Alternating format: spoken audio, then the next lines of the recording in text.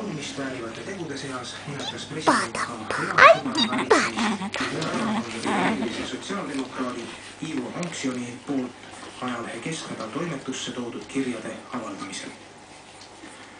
Ometi ei tagastanud ta kirju nende tegelikule omanikule ega hävitanud ka varastatud kirjavahetust.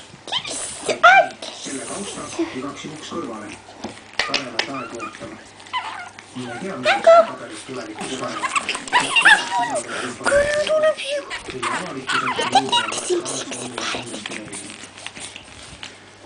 Loodetavasti saab Tiit Toobal siiski aru, et Hannes Rummile pealegi saime eilsel pressikonverentsil teada avaldamata jätmiseks, tõstatamata siiski küsimust, miks sellised kirjad üle pea Toobali käes on. Ju nägi ta erakonna peasekretäris oma kunagiste poliitiliste võitlusmeetodite väärikat jätku.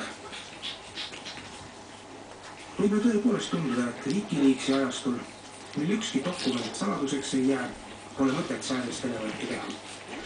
Kirjad lekivad nii või nii.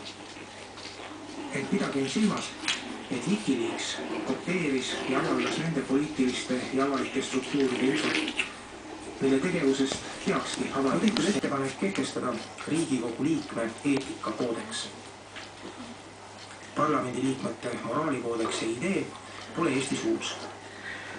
Tõive Kivikase poolt ellu kutsutud kodanikualgatus Eesti demokraatia uuendamine tegi juba 2005. aastal üleskutse poliitikute eetikakoodeksi sisseseadmiseks.